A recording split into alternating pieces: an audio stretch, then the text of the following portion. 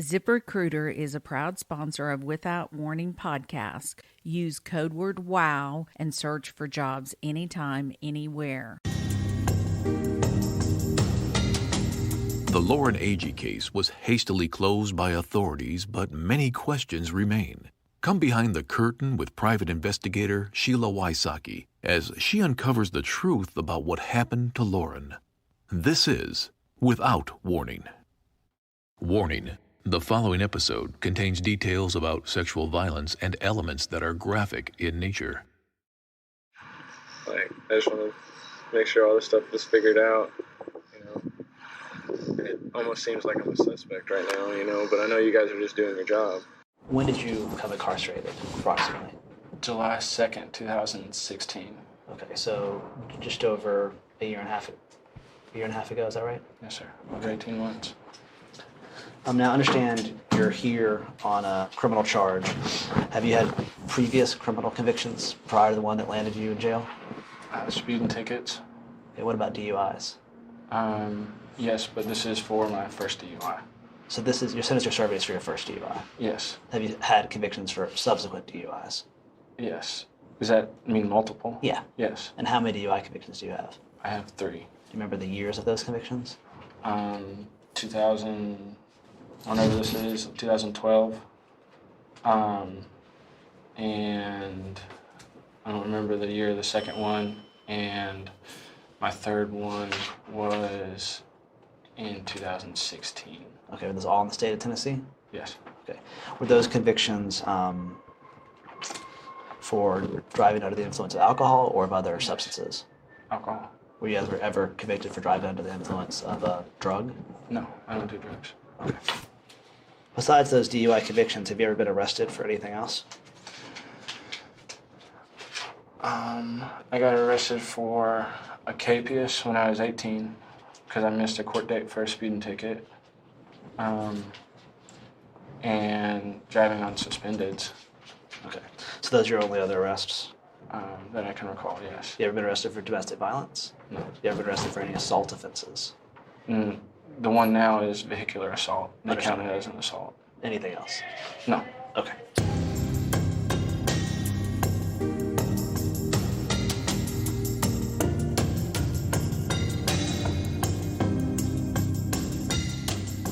This is Chris Stout. As you know, he was one of the 3 people that we know of who was with Lauren the evening she died. What you are listening to is Chris's deposition he gave about Lauren's case in January 2018. Now let's listen as he reads his written statement he gave the police the day they found Lauren's body. Mr. Stout, I just want you to look at Exhibit 1. Do you recognize that as the written statement you gave to the Sheriff's Department the morning that Lauren's body was found? Yes. Is that your signature there at the bottom? Yes. Is that your statement there? Yes. Could you please read that statement to us? Last night the girl came... You ready? Yeah, good. Last night the girl came to our campsite for a few minutes saying she was going back to her ex-boyfriend. Hung out very shortly, then I fell asleep and woke up and she was gone. Talked to her ex this morning and he said she came back after we left and was trying to get with him the night after we seen her at camp.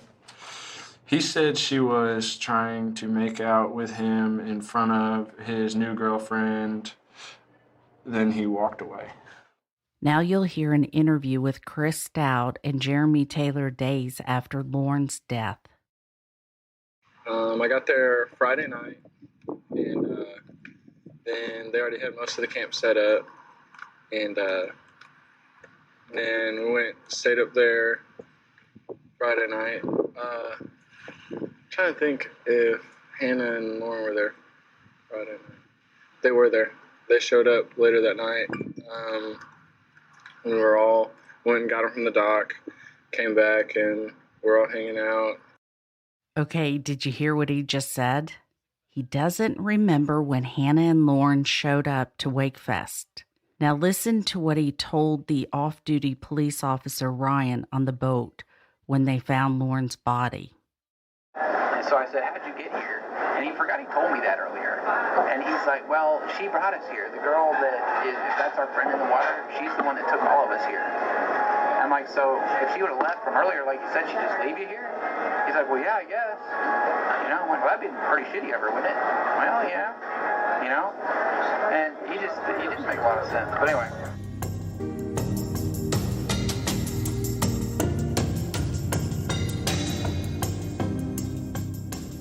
Came home Saturday, or came back to the dock Saturday, and then went back up to the camp for a little bit, and then we went down to the bar again, and we were all hanging out down there, and then everybody was drinking, and I lost everybody, so I went to where our canoe was, that was basically our taxi cab back and forth from the island, and couldn't find nobody. I waited for a little bit, and so I ended up seeing a houseboat that we parked across from that actually let us get their slip, and that's where I parked my boat. I was talking to them, and I went on their front porch or whatever, and I fell asleep. And then I woke up to Aaron and them waking me up, and then we all got in the canoe, went back up to the island, and we were all just up there hanging out. The houseboat that Chris passed out on belonged to a local family whose daughter and her fiancé were there that weekend. Listen to what they recall about Chris that night. We met them back at the, Fishwick. The Matt guy who was asleep, short, I don't know, I just don't want to call him Matt, but his name was Chris. The real short one. Right. That's what he did. He was completely out of it, asleep. He was three shits, he was just 3 shits to the wind, he couldn't even walk, couldn't talk, couldn't anything. So we brought him back on our boat and let him sit, we had big cushy chairs on the front of our houseboat. We put him in one of those, and he fell asleep. Mm-hmm. I mean, he was out of it. He never woke, he never spoke, he never anything Saturday night. And they stayed there for about 30 to 40, maybe an hour. I mean, we were there for a while. And then I want to say they took 2 trips, because they had that one canoe, back over to the campground. Because the guys had to come back and carry the Chris guy back to the canoe to go over to the camping ground. Okay.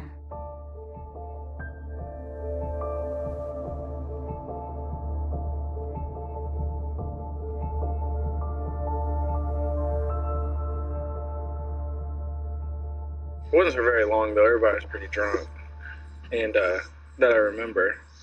So we went to sleep, walked up. Aaron and Hannah were in one hammock, and then I was in the other hammock, and Lauren came and laid down with me, but I don't even remember her falling asleep, or I fell asleep before her.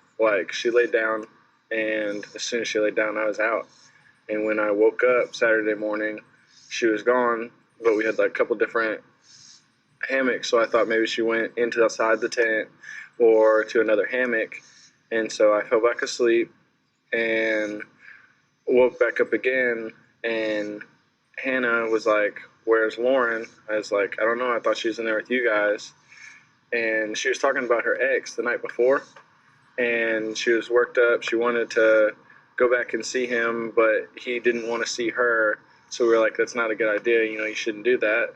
So we were like, okay, well, let's make an agreement. If you just stay here tonight, then we'll take you to your ex in the morning, because we didn't want to have to canoe all the way back. And we woke up, she was gone. And so we all freaked out. It's really weird. And we were like, well, maybe somebody came and got her. Maybe her ex came and got her. Lauren's ex-boyfriend, Clint, keeps coming up in their stories, but the stories never seem to match up. Listen to what Chris says about him in his deposition. Now, a couple of questions about that statement. In that statement, you said that Lauren told you that she was going to go see her ex-boyfriend. Yes. Now, in your testimony just a few minutes ago, you said that you didn't have any conversation with her when you got to the top of the campsite. I wasn't talking to her personally. I know her and Hannah were talking about her ex-boyfriend. There was something that happened while I was away from the group, and I mean, I didn't put myself in the middle of it. So how did you hear about that conversation? I mean, they were just talking abroad about it. Were they talking when they were at the campsite, or were they talking earlier in the day? From the bar to the campsite. Okay, and what did you recall hearing? I mean, that something about her ex and his new girlfriend, and I don't know. I guess something went down between the two of them. Something did go down between the two of them while they were at Wakefest? Not that I know of. Did you? About her and her ex-boyfriend. Yes. Not between her and Hannah. That's correct. Mm-hmm. Did anything that you know of happen between Laura and her ex-boyfriend at Wakefest? No, not that I know of. In the conversation that she had with Hannah, did she say that anything had gone down between her and her ex-boyfriend? I don't know. Okay. So when you put this written statement to police, and it says that she said she was going to go see her ex-boyfriend, is that what you understood she was going to do that night? She said she wanted to. I don't know if she ever did. So I thought that was her intentions. Now let's go back to the interview with Jeremy Taylor and hear what he says about Clint to him. And then we went down to the boat dock that Sunday morning, and we pulled the boat up to the marina where the gas pump is, or right there, and we waited and waited and waited, and then we ended up seeing her ex, and he said that he had seen her later that night, and she came back into the bar and was trying to make out with him and trying to get with him. And then he said after we went up to the cliff is when he seen her. So that's where we're like, okay, she's somewhere. And then we all just went out, and then around 4 o'clock is when we seen all the boats come up. Do you think she went back after y'all went to the cliff? I have no idea. I fell asleep, and I honestly don't know. Like, I met her Friday night, so I don't know, man. Like, my honest opinion is she got up to go to the bathroom or something and slipped, because, I mean, you guys seen the campsite. It was, I mean, you had to watch where you stepped, and it was a little path, and that, I mean, I've been trying to think about it, and I don't know. Like, I literally don't know. I mean, now that I think about it, probably wasn't the safest spot to camp. It wasn't. But people do it all the time. Like, one dude was saying he had seen a couple people up there, and Aaron did it 2 years ago. And it was pretty cool. Like, for a campsite, it's pretty cool. Yeah, I like the view. I'm not going to sleep on the side of a cliff. I'm not. It was, I don't know, it was like one of them bucket list things, man.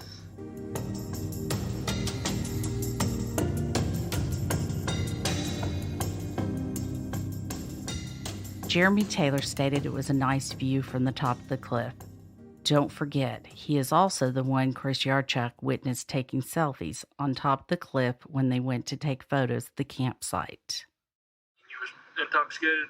Yes, sir. I fell asleep on somebody's houseboat, and then got woke up, went, and then, I mean, I knew I could function, but, I mean, I had been drinking, and then woke up. That's pretty much it. Like, and I mean, that's when you guys came up on the boats, and we talked to you. Have you talked to anybody else about this, I guess? I've just talked to Aaron, but me and him are good buddies, and we talk all the time, so, and I mean, we've just kind of been keeping each other updated on what's going on. I know our funeral's tomorrow. Are y'all going to that? Yes, sir. I'm going to try my best to get off work and go. Did he go to the funeral? You didn't go to Lauren's funeral, correct? No. Okay, why not? Because Erin told us her mom would not allow us. Okay. Do you know if that's true? No. I didn't know her. When did you have that conversation with Aaron? After the event. But before you spoke to Jeremy Taylor? No, I don't think so. Yes. So there were at least a few times you spoke to Aaron between the time that you all left the lake and Jeremy Taylor showed up to talk to you. I'm sure. I mean, we're friends, so we talk all the time, but... Sure. Did you ever talk to Aaron about what to tell police? No. Did he ever tell you things not to tell police? No. Okay. Did Hannah ever tell you what to tell police? No. Hannah ever tell you what not to tell police? No. Do you know whether Jeremy Taylor and Aaron Lilly were friends? No. Did Aaron Lilly ever tell you that he knew Jeremy Taylor before this investigation? No. Do you know that to be true now? No. Okay. Do you recall telling the police that you worked for a job that required you to dispose of human body parts? Yes. Okay, what job was that? It was MedSafe in MedSafe? Hendersonville. Okay. And when did you have that job? Back in 2011 and 2012. Okay. Oh, did you hear that? He said he worked for a company that disposes of human body parts. Only he said he worked there in 2011 and 2012. But what he told Ryan on the boat the day Lauren's body was found was that he was currently working there.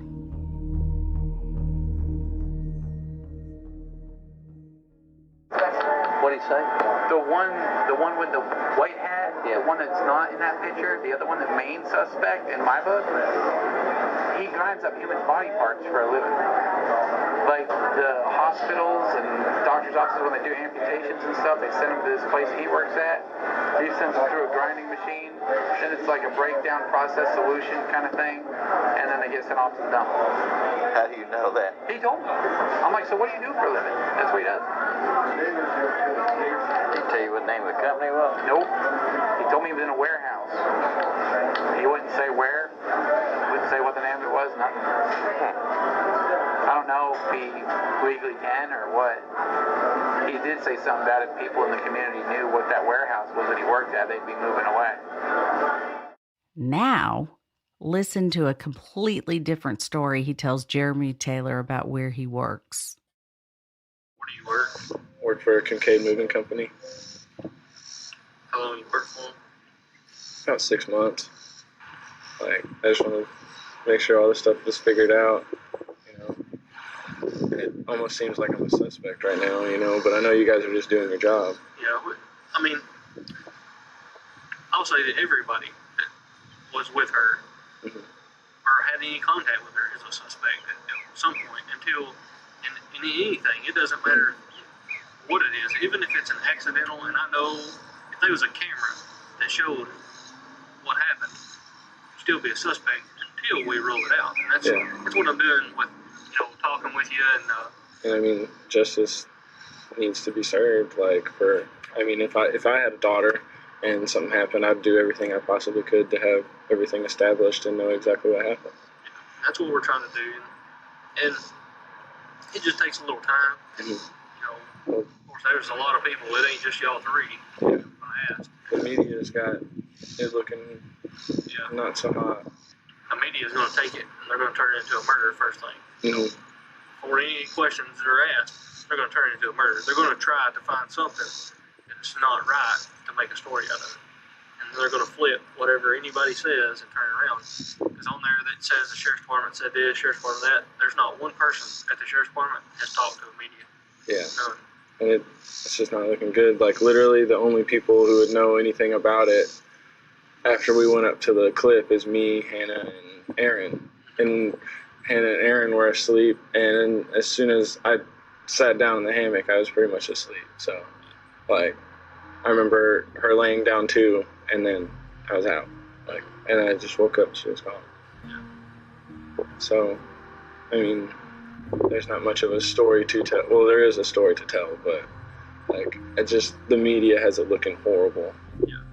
And it's just not looking good in our favor, Well, I mean, we're not saying that y'all done anything wrong. I think that, I told Aaron and Hannah both, when somebody dies, there's nothing you can do about it. As long as you're not the one contributing to the death, there's nothing you can do. People die every day, and you can't stop death. You can't overcome death. It doesn't matter what you do. If it's your time, it's your time. It's over.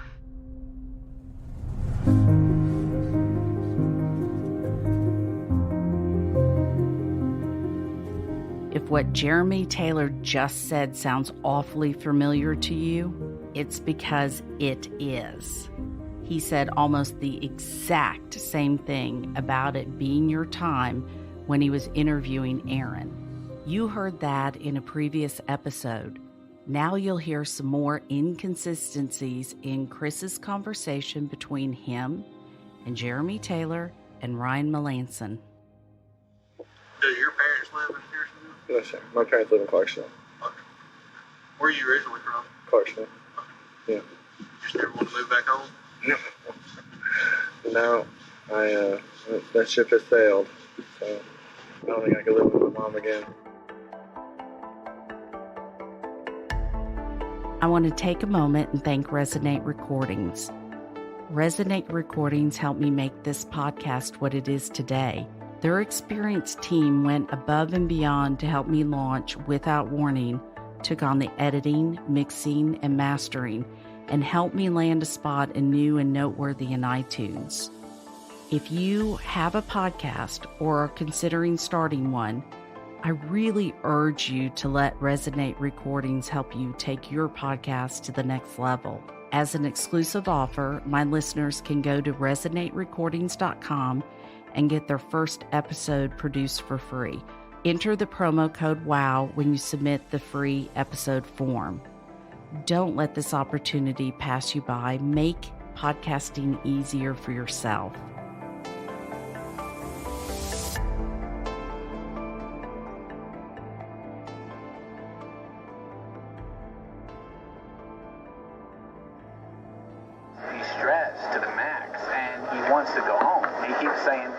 I got to get out of here. I got a long drive back to Nashville, and, I just got to go. He says, can you take me to the shore so I can get out of here? And I'm like, well, no. I mean, you may have some information we need pertaining to this body in the water over here. He's like, well, you know what? I just met the girl last night. I don't even know who she is. It's really sad that she's in the water and everything, but I got to go. My mom doesn't even know now. I think he's like 23, which was weird. His mom's not really going to care, I don't think, at 23 years old. But he kept throwing her up, saying he snuck out, she doesn't even know he's gone, type of thing. I find it very interesting, the differences in Chris's stories when he's talking with Jeremy Taylor versus when he's speaking to Ryan Melanson. Chris seems to be confused on what exactly took place on the Sunday of Wakefest and the days after. It's odd to me some of the details he's so easily forgotten, such as the one you're about to hear in his deposition. So from the time you spoke to law enforcement on the dock, where did you go after that? We packed up camp, and then when I got my truck, got the boat out, got everything, and then went to the police department. And why did you go? Did they tell you to meet there? That was to give all of our statements or something, or maybe a follow-up. I don't really recall. Okay. When you got back in your car, did you have your cell phone with you? I believe so. Yes, I did. And you were able to charge it in your car? Yes. You recall you made 6 phone calls for the same number. Do you remember who you called? No. Who would you have called at that time? Who was the person you would call when something important happens in your life? I couldn't tell you unless it was Aaron. Okay. Did you talk to Aaron when you were driving home that night? Not that I recall. Did you talk to Aaron while you were driving on the way to the police station? No. Did you have any conversation with Aaron or Hannah between the time y'all were at the dock with the police and the time you went to the police station? Well, we were packing up camp, but the police officers were with us the whole time. Okay. After you left camp, did you talk to Aaron or Hannah before you got to the police station? Not really. I mean, we loaded the boat. That was it. Okay, when you loaded the boat, did you guys talk about Lauren's death? No. You did talk about the fact that the person you had just been with had died? I mean, I'm sure it was mentioned, but we didn't go over everything. Like, we didn't go through the whole day. Like, we just loaded the boat, and we all agreed that it was crazy, and it's a crazy situation. Did Hannah seem upset? Yeah. Everybody was upset. How did you know she was upset? She was crying. Was anybody else crying? She just lost her best friend. Was anybody else crying? Not that I can recall. Do you recall this number? 615. Just put it in front of you. It's not an exhibit. To make it easier for you. The phone number 615. No. I don't recall it personally. I told you that you called that number 6 times as soon as you got back in your car. Would that refresh your recollection as to who you spoke to? No, I just don't recognize the number. I mean, I'm not denying calling them, but I just don't know that number. I always just put people's numbers on my phone. Sure, and their name. and now not knowing the number, but knowing you got back in your car and called someone repeatedly, do you remember who that is? No. Unless it was, I don't know. Unless what?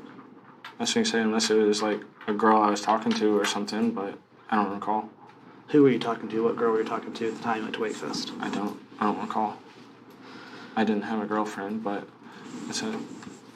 I don't know who I would call. Okay.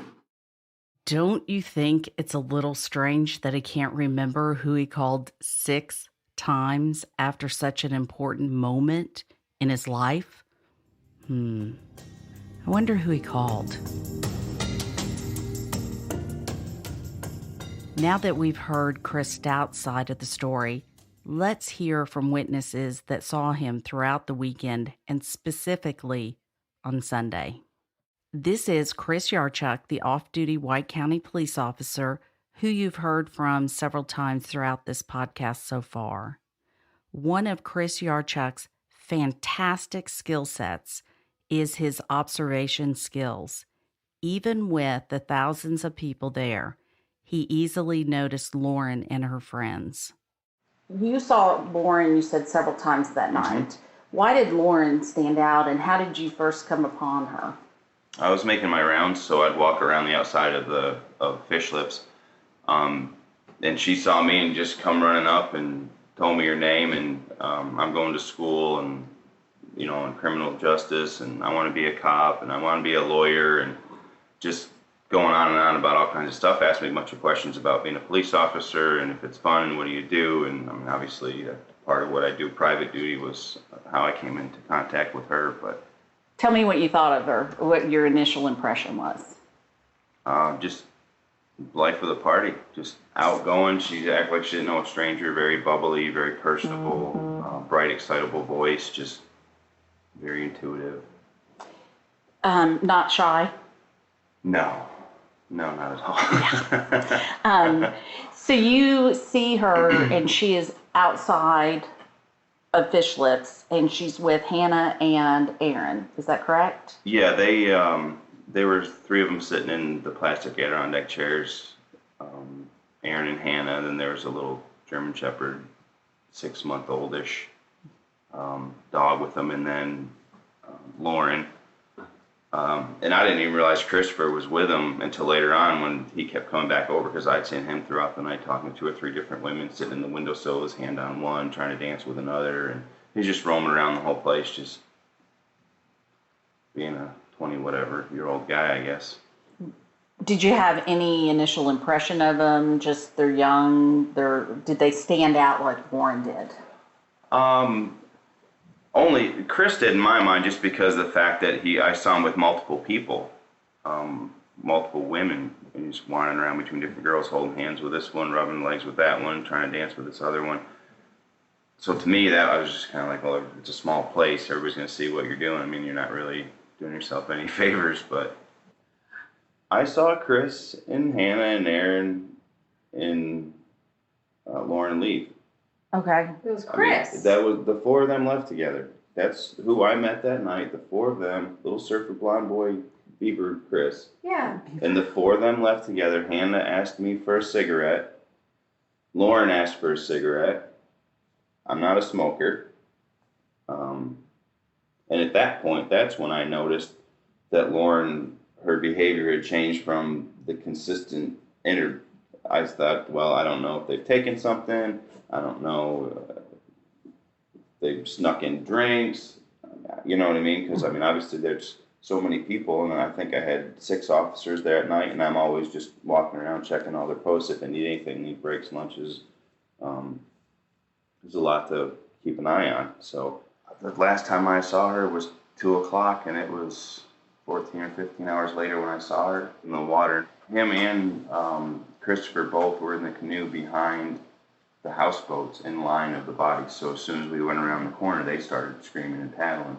To me, that was number 1 red flag. This is Harry and Deanna Elder. They were working Wakefest the weekend Lauren's body was found. You heard from Deanna in the last episode. Harry was one of the first ones on the scene after the fishermen reported Lauren's body. Traveling over there, Aaron was in a canoe paddling over there, and he says to me that, that could be one of our friends over there. And I think it's odd because we haven't publicly announced anything about a person in water. We haven't said anything on the radio. No one knew at that time that there was anybody missing or that there was anything going on. That's one of the oddities of this. The two police officers, they heard it on their special police radio that was in their ear, and they came to me going, "What's going on?" And I went, "Well, Harry went to verify. We think we have a body, but we're not sure." We've heard from Ryan Melanson throughout this episode. Ryan went with Harry from the marina shop to the site where Lauren's body was after the fishermen found her. When Chris and Aaron pulled up in their canoe, Ryan immediately brought them on the boat to question them and found their behavior very strange. While I'm sitting out there on the boat talking to these guys, they're stressed to the max. They keep saying, did we do something wrong? Why are we still here? Can we go? Are we free to go? And I'm like, no, that's up to DeKalb County. I'm just sitting here babysitting you. And one of them kept asking for water because his mouth was getting dry and his heart was pounding out of his chest. I mean, he was stressed. And he kept saying, I hope that's not her because, my friend's been worried sick and she's been bawling her eyes out wondering where she's at. And I'm like, if she's so worried and stressed out, why didn't you guys tell anybody? Why didn't you report it? If she's missing, why didn't you say something? Well, I don't know. It's like, okay. And the way this kid was talking, the one with the white hat, he was just guilty, man. I've been a police officer for a long time, and this kid's guilty. They go up there, get her ID, come back down to the boat, and meanwhile, there's this other boy, Aaron. He comes down to the boat from the campsite. He's already up at the campsite. No, this is the one that looks more like a skateboard pump. Yeah. Okay. So he comes down, gets on the boat, and he's wigging out. He's like, what are we doing here? Are we being held? He's like, are we being detained? I'm like, no, you're not being detained. You're just here. I said, I didn't tell you to get on the boat. This is their investigation. I don't know what's going on. So he sits down on the boat, and he's like, is that our friend in the water? I said, well, who's your friend? Well, I don't know. We just met her last night, but it's my buddy's girlfriend's friend. I'm like, okay, well, I don't know. We're still trying to figure all this out. And he's like, well, we didn't do anything wrong, did we? I'm like, I don't know. Did you? He's just throwing all these questions at her, but he's extremely stressed out. You're probably trained in ways to detect a liar, I'm sure. He's lying. Long story short is we're sitting there on this boat, this dude, and I've got a witness to this. The guy from the marina that's driving the boat that I'm on, he's sitting there watching this whole thing. This kid with the backwards cap on, that's my main suspect because he's just really weird. He keeps asking if he's in trouble, wants to go home. I don't even know this girl. I just need to get out of here. He keeps eyeballing my gun. And I just look at him like, dude, you got some kind of problem? He's like, well, honestly, I'm just thinking of how I can get your gun and get off this boat. Just blatantly tells me this. And this guy that's driving the boat from the marina can vouch for this, okay? He wants my gun. I'm like, dude, are you serious? And he kind of brushes it off as a joke. And I'm like, if you go for my gun, you're going to wind up in a hospital. That's how that's going to end for you. It's not going to end well. He's like, oh, man, I'm just messing with you. Well, over the next hour and a half, he says this about 3 or 4 times. So I start sliding down a little bit, away from the dude because he's sitting over here. And he keeps as he's talking, he keeps looking at the gun. And he's just saying it. I wonder how you get that gun. What happened? You been in a wreck? Because I wasn't in a wreck. In a motorcycle accident. He's like, you hurt? And I'm like, yeah, my knee's a little messed up. He's like, so what knee is it? What knee do I got to go for? Just messing around. But he's really thinking it, You can tell by talking to the kid. But, anyway, so long story short, the sheriff's department get these 2 guys off the boat and interview them next. They didn't ask me any questions. They just took these guys, and I went back to my main focus at the marina. There's something I did forget to tell you. This is extremely important, too.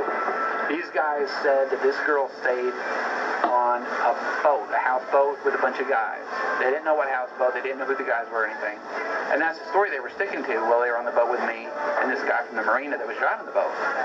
Well, when they got him back to the investigators and separated them and started questioning one at a time, the kid with the white hat totally changed his story. Me, he's thinking about all this.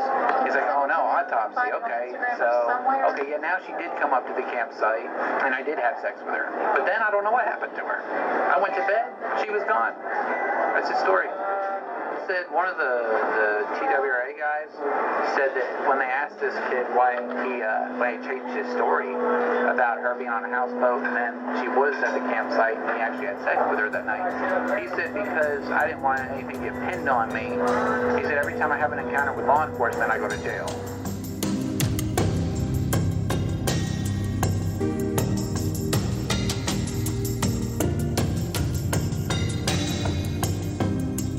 Lauren's family gives their full permission for any and all details to be shared in hope that the truth will come out.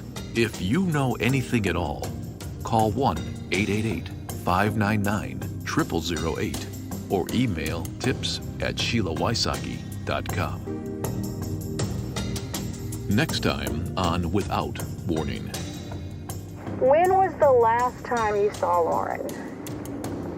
Last time I seen Lauren was whenever I was leaving that bar or whatever. I can't remember the name of it. Fish Lips? Fish Lips, that's it. Yeah. Whenever I was leaving there around, they closed at 3, and I remember them saying like 45 minutes to 30 minutes they're closing, and my group that I was with, we all left. So it was about 2:15. 2:30, anywhere in that window, we were leaving, and that's when she was talking to Evan. And that's the last time that I seen her. Without Warning. Host, Executive Director, and Executive Producer, Sheila Wysocki. Producers, Katie Zitzman and Aaron Parker. Editors, Katie Zitzman and Aaron Parker. Mixing and mastering by Resonate Recordings.